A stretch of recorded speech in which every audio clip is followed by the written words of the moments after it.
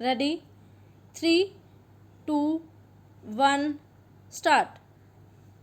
Mr. Vice Chairman, I accept the principle of the separation of the railway finance from the general finance. I also accept the desirability of this arrangement.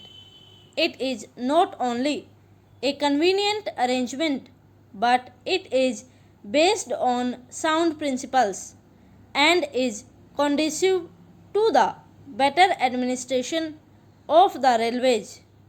I also agree that the contribution of the railways to the general revenues should be in the shape of fixed dividends, but I cannot agree that the dividend should be fixed at 4%, and that is the crux of the whole report. As a matter of fact, the committee was instituted only to go into that matter, whether the dividend payable at the present time, that is 4%, was reasonable or not, and whether this arrangement should continue. When I say that I do not agree to the rate of dividend, I wish to submit that enough material has not been placed in our hands to judge whether the dividend which is fixed on some sound basis or not. The committee has not examined certain vital matters concerning the administration of the railways, and what I find is that the whole arrangement is very superficial. It appears to me that the railway administration and the finance administration came to an agreement, and the committee did not find it necessary, because of the agreement between the two ministries, to examine and go into the vital matters which affect this issue. It is not clear how this dividend, if fixed at 4%, is going to react on the working of the railways, and particularly on the future development of the railways, and also on the present structure of the fares and freights. This question has not at all been examined, and we do not know what reaction it is likely to have. These are very vital matters, and I think that they need a thorough examination before we can come to correct conclusion in this matter. As we know, there is a pressing demand for reduction in the railway fares, particularly for third class passengers. This demand has been made on the floor of this house, and I think there is great justification behind this demand, and more particularly now when we find that the prices of agricultural goods have gone down. We will have to take into consideration the question whether the rural population, who will get much lesser return for their products now, will be able to pay the same fares and freights. I also wish to draw your attention to the fact that the Federation of Indian Chambers of Commerce had submitted a memorandum to the Honorable the Railway Minister, asking him for an examination and revision of the freight structure.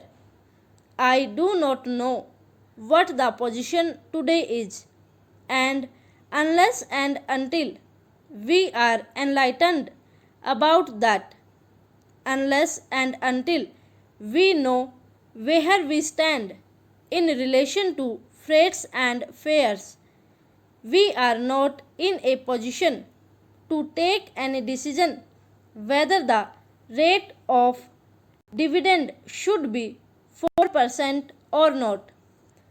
I should like to ask the Honorable the Railway Minister whether, in the view of this strong demand made by the people through their representatives in both the Houses of Parliament, and in view of the changing economy with which we are faced, we can give us an assurance that he will be able to discharge his obligations and responsibilities and commitments, that he will be able to pay a dividend of 4%, and yet he will be able to reduce the freight and fare rates. That is the basic thing.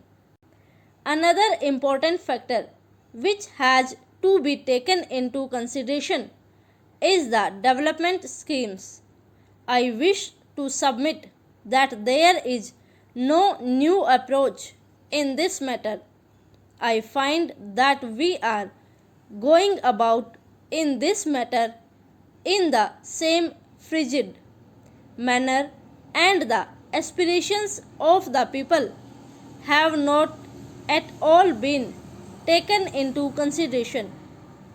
The Honorable Railway Minister will remember that during the budget speeches made on the floor of this House as well as in the other House, there have been incessant demands for the development of the railways. I don't know what he thinks about it and how he thinks that after paying this dividend at 4%, he will be able to meet that demand, and he will be able to find a way for the railways to expand their economy as they think it proper, as would meet the demands and aspirations of the people. In this connection, I wish to invite your particular attention to the facts. I will be happy if we could pay even a larger percentage, but the fact is that we must be sure that the railways are, in the present circumstances, in a position to do so and yet discharge their responsibilities and obligations and satisfy the needs and demands of the people, which are legitimate and justified. Now, when we fix the dividend at 4%, what happens is that we also fix that of those projects which are to be considered as remunerative at 5%, because the railways want a margin of 1%. What actually happens is that when we fix it at such a high level because of this percentage, we find that not many new projects are really taken up, and we have been very seriously disappointed in this matter. I therefore think that in the present circumstances, the railways cannot afford to pay a dividend of 4%.